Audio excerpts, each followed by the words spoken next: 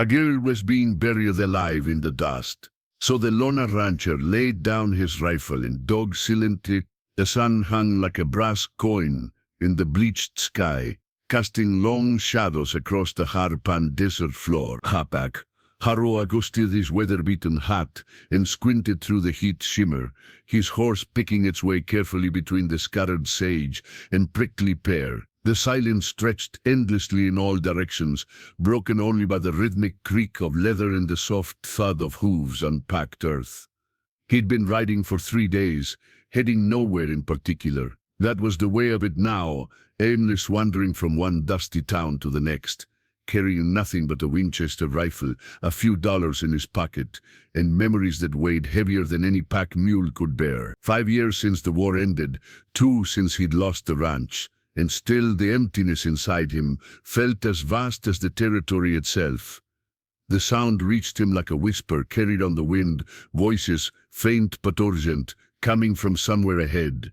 Jacob pulled his horse to a stop and listened. Men's voices, harsh and commanding, mixed with something else, something that made his blood run cold. A woman's scream, muffled and desperate. Jacob's jaw tightened. He'd made it a rule to mind his own business, to avoid trouble wherever possible. Too many years of watching good men die for causes they barely understood had taught him the wisdom of keeping his head down and his gun holstered.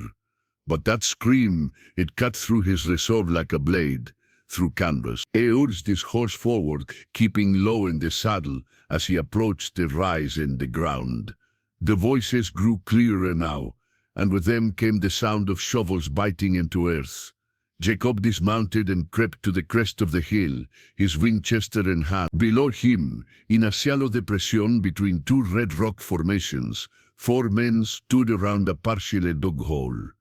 3 of them held shovels, their shirts dark with sweat despite the early hour.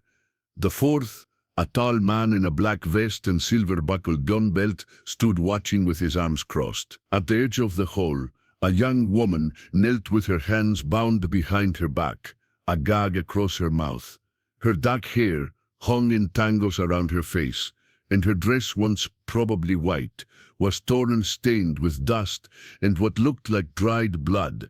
"Clapper," the man in the black vest commanded. "I want it 6 feet down, just like any proper grave." One of the diggers paused, wiping his forehead with the back of his hand. "Boss, maybe we should just what, Pete? Shoot her quick and clean?" The man in black spat into the dirt. "After what our Lord man did to me?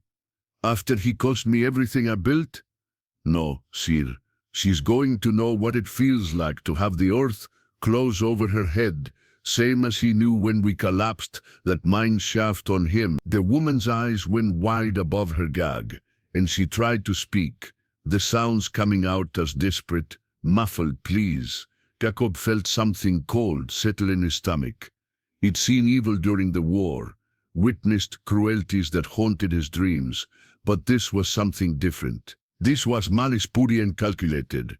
"Keep digging," the man in black said. "Sun's getting higher, and I want this finished before noon." Jacob studied the scene below. 4 men, all armed. He could see pistols on every hip, and one of the diggers had a rifle leaning against a nearby boulder. The smart play would be to ride away, find the nearest town, report what he'd seen to whatever law existed out here. But by then the girl would be dead, buried alive in the desert where no one would ever find her. He thought of Sarah, of how she'd looked the last time he'd seen her alive, and something inside him crystallized into cold purpose. Some things a man couldn't walk away from, no matter the cost. Jacob backed away from the ridge and returned to his horse. He pulled the Winchester from its scabbard and checked the action, then took careful inventory of his situation. 6 rounds in the rifle, 18 more in his gun belt. His Colt Peacemaker carried 6 shots, with another dozen rounds in his saddlebags.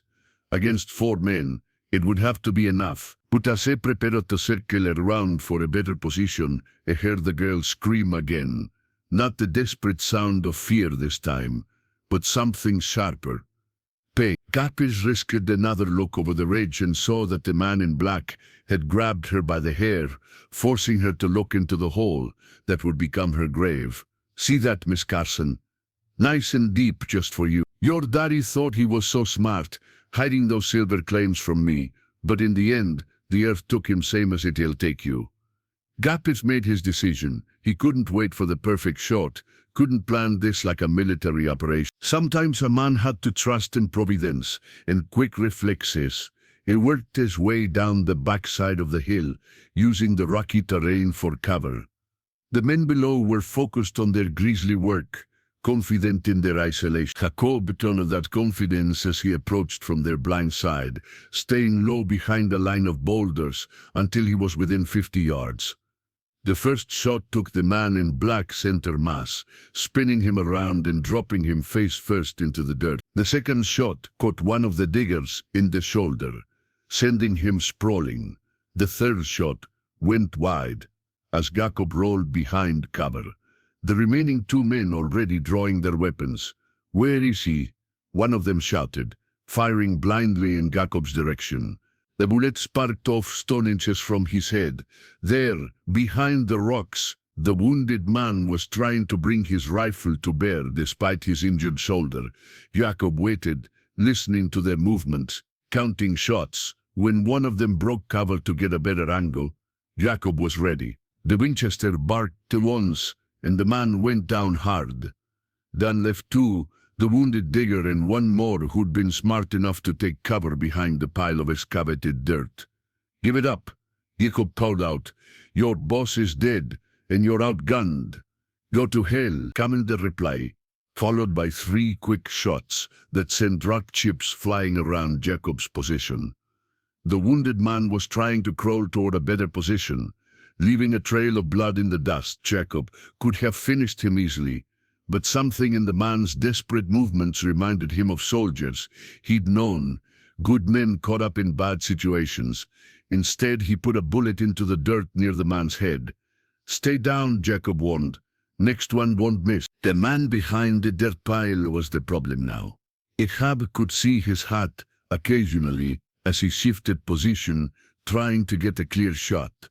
The standoff stretched on for several minutes, the desert heat building despite the early hour. Cap was acutely aware that the longer this took, the more chance there was of other riders appearing, or the man behind the dirt pile finding a way to flank him.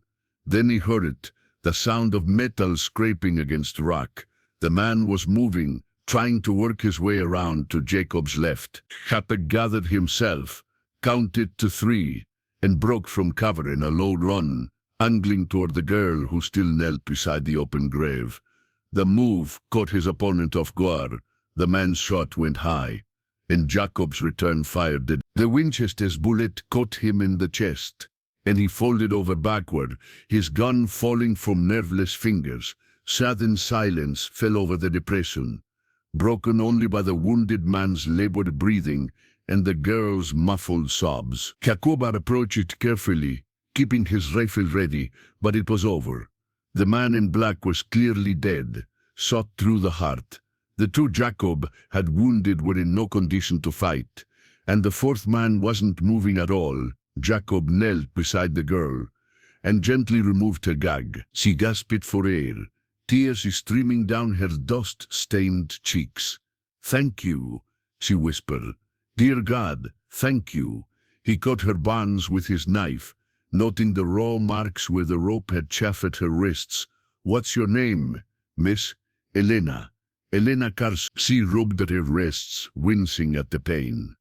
"Those men, they killed my father, buried him alive in his own mine, then came for me." Jacob helped her to her feet, steadying her when she swayed. "Easy now. You're safe." Elena looked around at the bodies scattered in the dirt, then back at Jacob. "Who are you? Why did you help me?" It was a fair question, and one Jacob wasn't sure he could answer completely. "Name's Jacob Harrow." As for why, he shrugged. "Some things a man can't walk away from." The wounded digger groaned and tried to sit up. Jacob walked over to him, keeping the rifle trained on the man's chest. You going to cause me any trouble? The man shook his head, cradling his injured shoulder. No, sir. Colin's dead, and I ain't dying for his revenge. Name's Pete Larson. I just needed the work. What happened to her father? Tete's eyes flicked to Elena, then back to Jacob. Thomas Carson owned the Silver Bell mine, about 15 miles north of here. Colin had been trying to buy him out for months. Said Carson was sitting on a fortune in silver. When Carson wouldn't sell, Colin got creative. 8 of them collapsed the mine shaft while my father was inside, Elena said, her voice tight with controlled rage. Then he tried to make it look like an accident. Jacob nodded grimly. He'd heard similar stories throughout the territory, tired of powerful men taking what they wanted from those too weak to resist. What about you, Pete? You going to ride away and forget what happened here? The wounded man nodded eagerly. Yes, sir. Soon as I can get patched up and find my horse. This whole thing's gone too far. Jacob studied him for a moment, then made his decision. Elena, help me get him bandaged up. Then we'll see about getting you somewhere safe. They spent the next hour tending to Pete's wound. The bullet had passed clean through his shoulder without hitting bone, and gathering the horses that had scattered during the shooting. Jacob found Elena's horse tied to a mesquite tree, about 100 yards away, along with her saddlebags that contained a few personal belongings and what looked like official documents. Mine ownership papers, she explained when she saw him looking. My father made sure I knew where everything was, just in case. I think he suspected Colin might try something like this. As Pete rode away, slumped over his horse's neck but alive, Jacob and Elena stood looking down at the 3 remaining bodies. The desert was already beginning to reclaim them, dust settling in their clothes, insects arriving to begin their ancient work. We should bury them, Elena said quietly. Jacob looked at her with surprise. After what they tried to do to you, my father always said that hatred is a burden that hurts the bearer more than the target.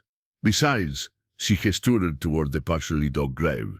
There's already a hole. It took them most of the morning to expand the grave and lay the 3 men to rest. Jacob found a flat piece of sandstone and used his knife to scratch a simple marker. Here lie 3 men who lost their way. It wasn't much, but it was more than they'd planned to give Elena. As they prepared to ride out, Elena turned to Jacob. Where will you go now? Jacob considered the question. For the first time in years, he didn't have a ready answer. The emptiness that had driven him across the territory for so long seemed different now. Not filled exactly, but changed somehow. I was thinking about that, he said finally. You mentioned your father's mine. Someone's going to need to file claims. Make sure the law knows what really happened here. Elena's eyes brightened with hope. The territorial marshal's office is in Socorro. It's about a 3-day ride from here. Long ride for a woman alone, Jacob observed. Yes, she agreed. It would be. They looked at each other across the space between their horses, and Jacob saw something in Elena's dark eyes that reminded him of why he'd first come west. Not running from something, but running toward something. Toward the possibility of building, rather than destroying, of protecting, rather than conquering. Miss Carson, he said formally, would you accept an escort to Socorro? I find myself headed in that direction. Elena smiled for the first time since he'd found her, and it transformed her entire face. Mr. Harrow, I would be grateful for the company. As they rode north toward the Dennet Mountains, Jacob found himself thinking about the future for the first time in years. There would be questions to answer in Socorro, legal matters to resolve regarding the mine and Colin's death. Elena would need help navigating the territorial courts, and there would certainly be other men like Colin who might see a young woman with a silver mine as an easy target. But for now, it was enough to ride through the clean desert air with the weight of a good deed behind him, and the promise of purposeful work ahead. The sun climbed higher in the sky, burning away the last shadows of the morning, and Jacob Harrow discovered that sometimes salvation came not from forgetting the past, but from choosing to write a different future. Behind them, the desert wind was already beginning to erase the signs of their passage, covering the disturbed earth with a thin layer of sand. But the story they'd written there of justice served and evil thwarted would endure in the only place that truly mattered, in the choices they would make in all the days to come. The horses picked their way steadily northward, carrying two souls who had found something worth protecting in each other's company, while overhead a hawk circled lazily in the endless blue sky, bearing witness to the small but significant victory that had taken place in the vast and often unforgiving American West.